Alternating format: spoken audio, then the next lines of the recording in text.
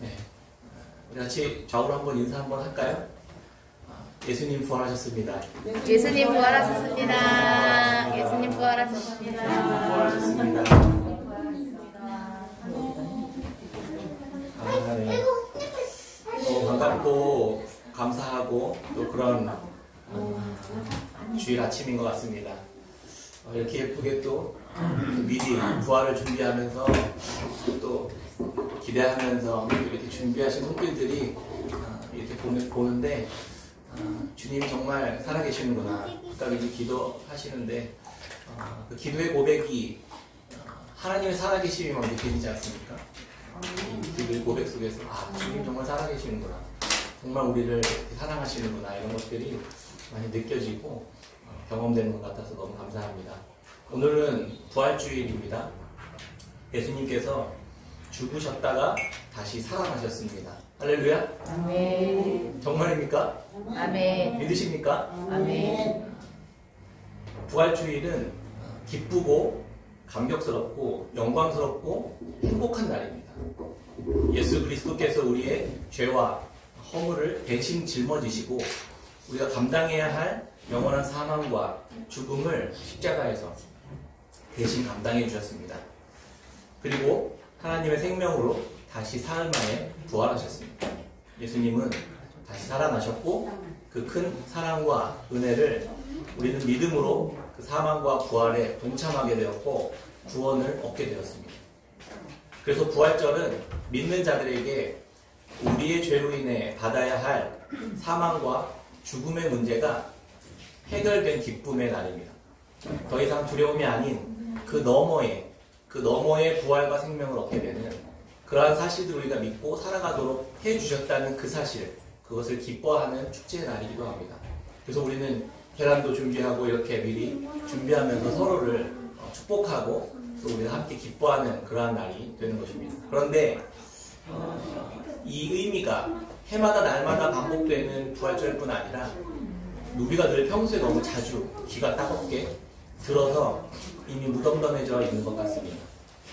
때론 그래서 죽은 사람이 다시 살아났다는 사실이 믿어지지가 않고 너무 허구의 이야기처럼 여겨져서 단순히 이것이 공허한 고백에 불과한 것 같은 느낌이 많이 들기도 합니다. 우리 안에서 이 부활의 소식은 그런가 보지 뭐. 아무렴 어때? 나는 믿으니 내게 죽어서 천국만 가게 해주면 된다 라고 간단히 정리가 끝난 것처럼 별 감흥도 없고 우리의 삶은 변함이 없는 것 같습니다. 부활절의 의미를 제대로 생각해보고 그것들이 어떻게 하면 우리에게 실제가 될 수 있을까 한 주일 동안 고민해봤습니다. 그런데 부활주일을 맞기 바로 전까지 우리가 어떤 주일을 지냈죠? 고난주간을 우리가 함께 보냈잖아요. 이것은 고난주간과 부활주일이 딱 붙어있다는 생각을 하게 됐습니다. 고난주간을 보내면서 여러분 미디어 금식도 하시고 금식도 하셨을지 모르겠습니다. 고난을 묵상하며 동참하는 그런 한 주를 보내셨으리라고 믿습니다. 예수님은 하나님이시며 성부 하나님의 아들이신데 인간의 몸을 입으시고 이 땅에 오셔서 십자가를 지시고 부활하시는 것을 통해 우리에게 무엇을 전해주길 원하셨을까요? 무엇을 알려주려고 하셨을까요? 이 십자가를 왜 도대체 지시던가요? 최소한 우리는 이제 수준 있는 깨끗한 생교회 성도님들은 죽어서 천국 가는 그 천국 티켓을 얻기 위해 이 땅에서 또 잘되게 하시는 것을 주시기 위해 십자가 지셨다라는 정도는 아니라는 사실들을 우리가 너무 잘 알고 있으리라 생각합니다. 기독교의 핵심 가르침은 예수님의 십자가와 부활 안에 다 담겨져 있습니다.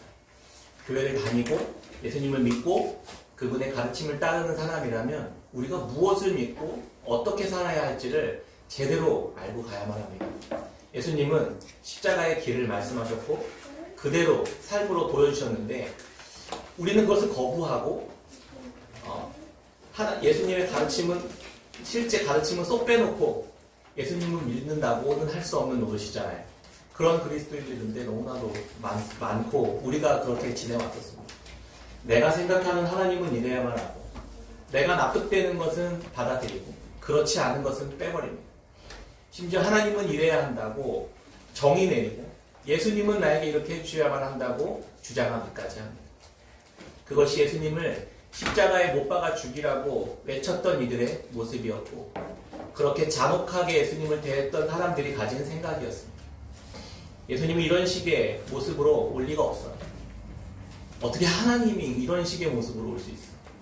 그렇게 와서는 안 된다고 생각했기 때문에 하나님의 아들을 그렇게 잔인하게 피떡으로 만들어 놓고 수치스럽게 만들고 잔인하게 죽였던 것입니다. 십자가와 부활은 전혀 다른 두 주제를 가지고 충돌하게 합니다. 고난, 십자가의 고난과 죽음, 그리고 부활과 영원한 이 생명이 동전의 양면처럼 하나로 붙어 있습니다. 애벌레가 없이 나비가 나올 수 없는 것처럼 십자가와 부활, 십자가와 고난을 충분히 통과하지 않고 부활을 설명할 수 없는 것입니다.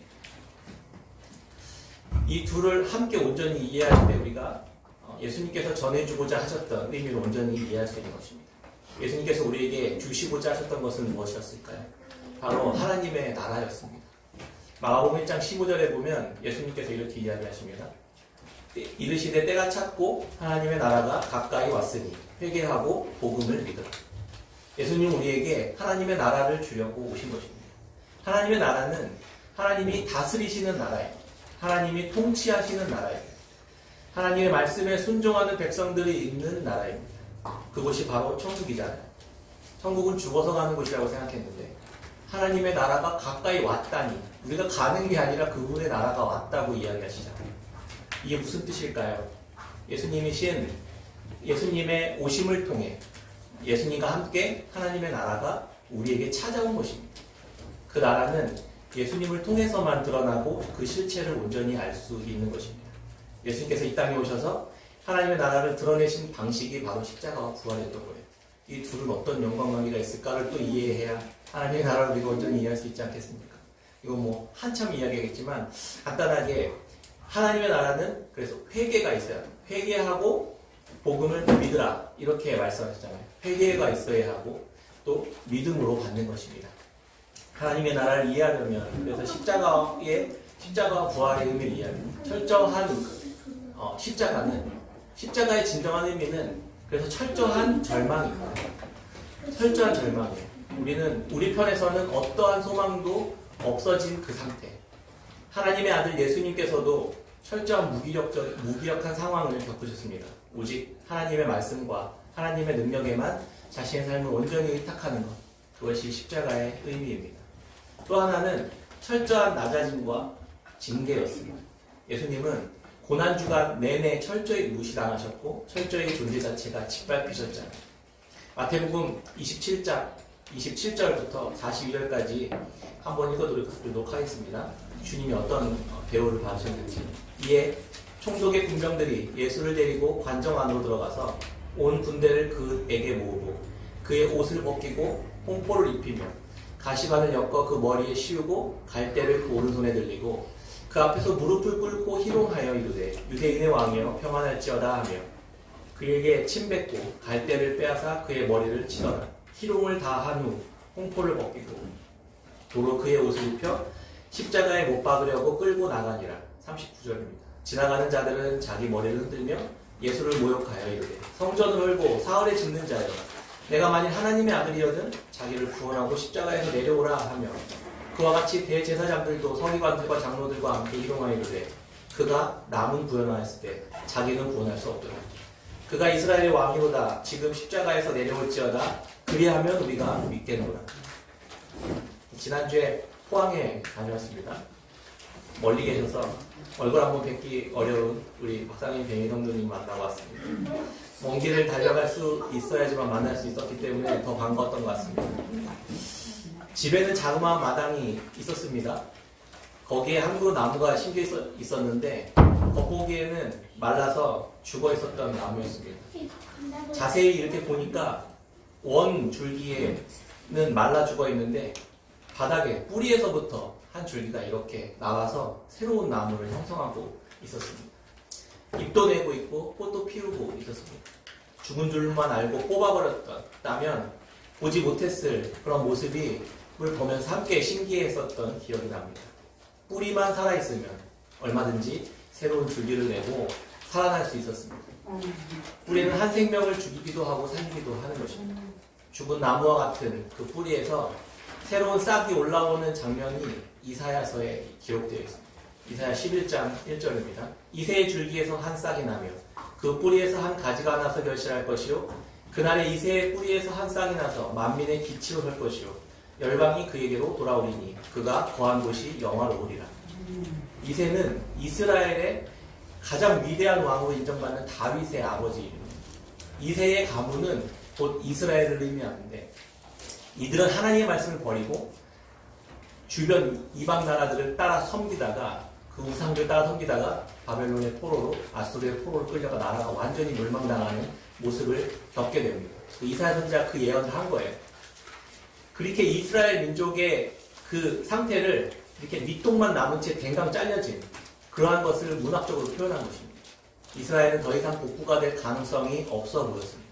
그런데 이 말씀은 그렇게 버려진 것만 같은 그러한 이스라엘에게도 포로로 끌려가 더 이상 살 소망이 사라진 것처럼 보이는 그들에게 작은 희망의 싹을 틔우시는 하나님의 모습을 생각나게 합니다. 그 이미지를 떠올리게 합니다. 바로 이새의 줄기와 이새의 뿌리에서 돋아나는 새로운 생명. 죽은 것처럼 보이는 그 나무는 뿌리가 죽지 않았고 줄기는 살아있었던 것입니다. 겉으로는 완전히 죽은 것처럼 보이고 완전히 소망이 끊어진 것처럼 그러한 상황 속에 놓여진 포로기 현상 속에서도 그들이 붙들고 있을 수 있었던 것 하나는 무엇이었을까요? 바로 이 하나님의 회복시키겠다는 내 백성 내가 반드시 회복시키겠다는 그 언약과 약속이었던 것입니다. 내가 반드시 내 백성을 회복시킬 것이다. 밑둥만 남겨진 채 잘린 것처럼 보이는 그 뿌리와 줄기에서 새로운 싹이 돋아나는데 그것이 바로 예수 그리스도였던 것입니다. 그런데 그분이 나타나는 모습이 가히 충격적입니다. 밑둥이 잘린 줄기에서 새롭게 나오는 작은 줄기가 어떤 모습이었을까요? 너무 연약한 순 같지 않을까요? 능력이 없어 보이고 이걸로 무엇을 할 수 있을까 생각이 들 만큼 연약해 보이는 모습이 바로 그 소망의 싹이라는 것입니다. 이사야 53장은 예수님이 나타나는 모습을 이렇게 예언합니다. 53장 1절에 우리가 전한 것을 누가 믿었느냐? 여호와의 팔이 누구에게 나타났느냐? 그는 주 앞에서 자라나기를 연한 순 같고 마른 땅에서 나온 뿌리 같아서 고운 모양도 없고 풍채도 없은즉 우리가 보기에 흠모할 만한 아름다운 것이 없도다. 그는 멸시를 받아 사람들에게 버림받았으며 간고를 많이 겪었으며 질고를 아는지라. 마치 사람들이 그에게서 얼굴을 가리는 것 같이 멸시를 당하였고 우리도 그를 귀히 여기지 아니하였도다. 예수님께서 만약에 세계적인 CEO로 오셨다면 대단한 제국의 왕으로 오셨다면 탁월한 지도자나 철학가나 언변가로 오셨다면 그분을 대한 태도가 좀 달라지지 않았을까요? 그런데 그분은 발이 땅에 닿을 만큼 달랑말랑하는 그 새끼 조랑말을 타고 예루살렘에 입성하셨습니다. 볼품도 없고 능력도 없으셨습니다. 세상을 구원하고 우리의 삶을 지키시기에는 너무 터무니없이 초라해 보였습니다. 그래서 사람들은 하나님의 아들 예수 그리스도를 알아보지 못하고 보란듯이 짓밟아 버렸던 것입니다. 예수님은 하나님의 말씀을 십자가에서 그대로 성취해내신 것입니다. 그런데 왜 이런 모습으로 오셔야만 했을까요? 왜 이런 취급을 주님은 당하셔야만 했을까요? 하나님이신데 왜 이 방법을 선택하셨을까요? 선지자 이사야는 그 이유도 미리 알려주셨습니다. 이사야 53장 4절입니다. 그는 실로 우리의 질고를 지고 우리의 슬픔을 당하였거늘 우리는 생각하기를 그는 징벌을 받아 하나님께 맞으며 고난을 당한다 하였노라. 그가 찔림은 우리의 허물 때문이요 그가 상함은 우리의 죄악 때문이요 그가 징계를 받음으로 우리는 평화를 누리고 그가 채찍에 맞음으로 우리는 나음을 받았도다. 우리는 다 양 같아서 그릇 행하여 각기 제 길로 갔거늘 여호와께서는 우리 모두의 죄악을 그에게 담당시키셨도다. 아멘. 우리의 질고를 지고 우리의 슬픔을 예수님이 대신 당하신 것입니다. 사람들은 그분이 잘못해서 죄를 지어서 그런 것이라고 생각했지만 우리의 허물과 우리의 죄 때문에 그분이 찔리고 상함을 받으셨던 것입니다.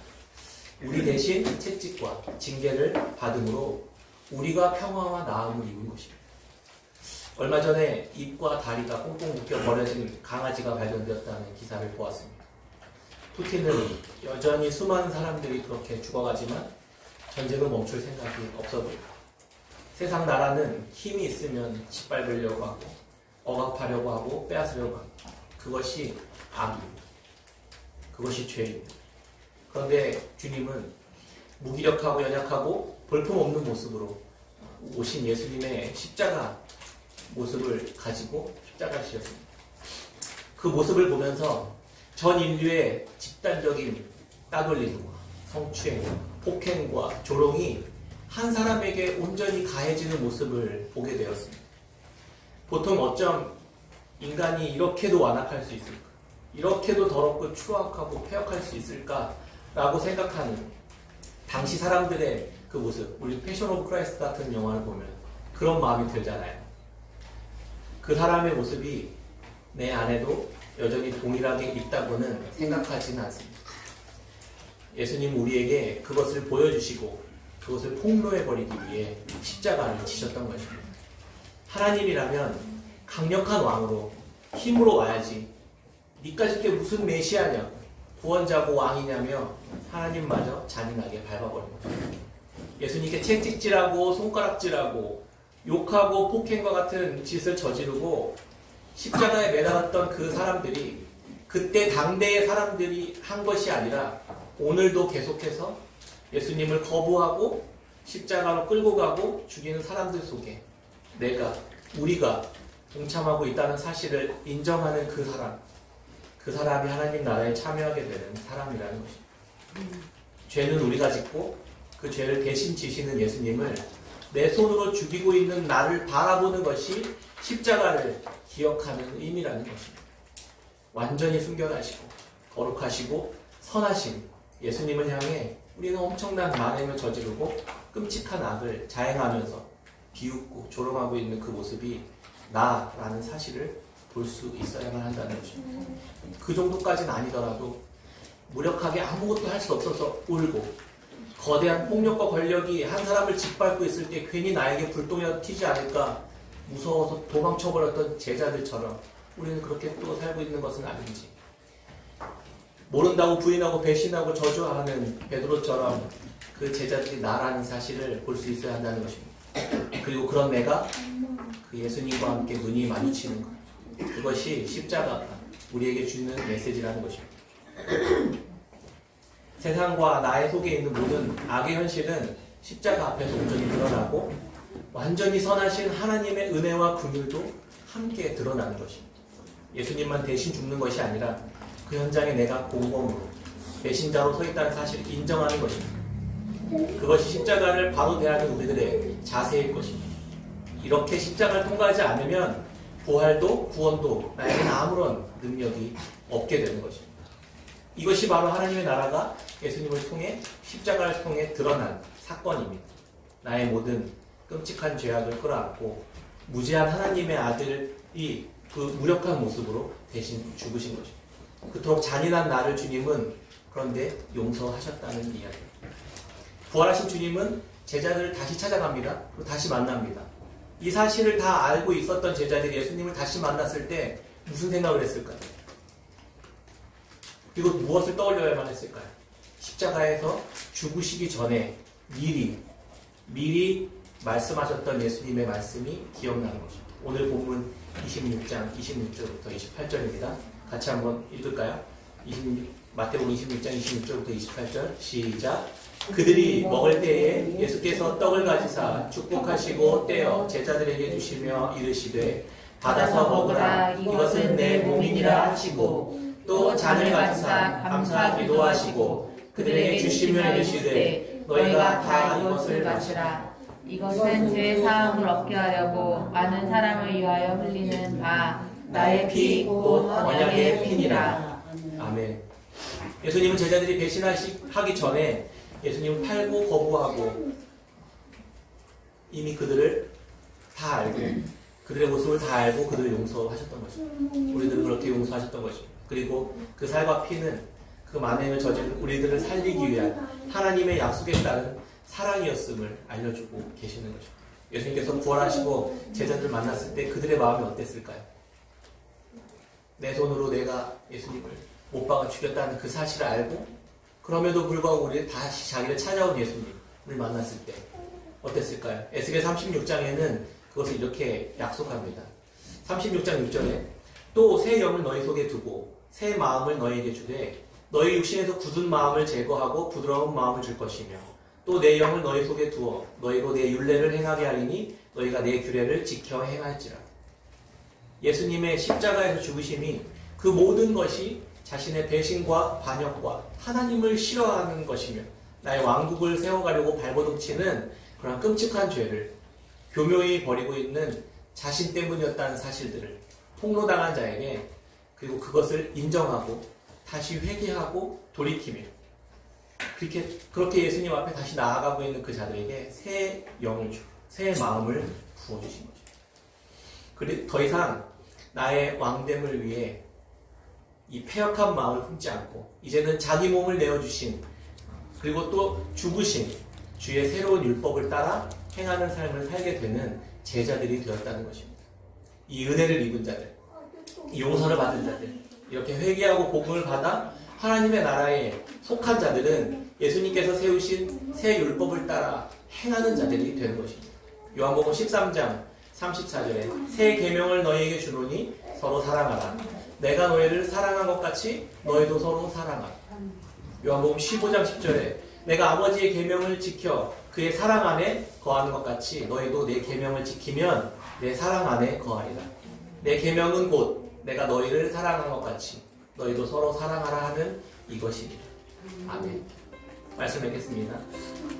너가 희생되어야 내가 산다라는 이 세상의 법칙에서 내가 희생되어 너를 살린다라는 하나님의 나라의 법칙, 회개하고 돌이킨 자들의 그 죄인들을 통해서 부활하신 예수 그리스도 안에서 다시 세워진 새로운 질서를 따르는 하나님의 양무리로 모이게 된 것입니다. 그것이 부활, 십자가를 통과한 부활을 경험한 이들이 하나님의 나라를 살아가는 것이고 그것이 교회입니다. 용서받은 죄인들의 모임이 바로 교회인 것입니다. 이제 이들은 어떻게 살아가야 될까요?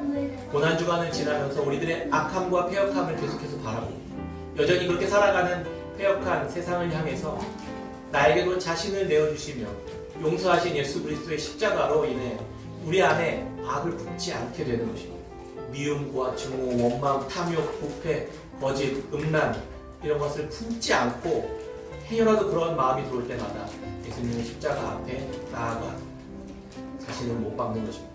예수 그리스도의 살과 피를 나누며 부활하시고 다시 찾아오셔서 내가 보여준 내 계명을 지키라는 예수님의 말씀을 날마다 떠올리는 것입니다. 옆에 있는 지체들을 향해 내가 희생되어 너를 살린다는 이 새 율법을 서로를 향해 지켜가는 삶을 살아가는 이것이 하나님의 나라입니다.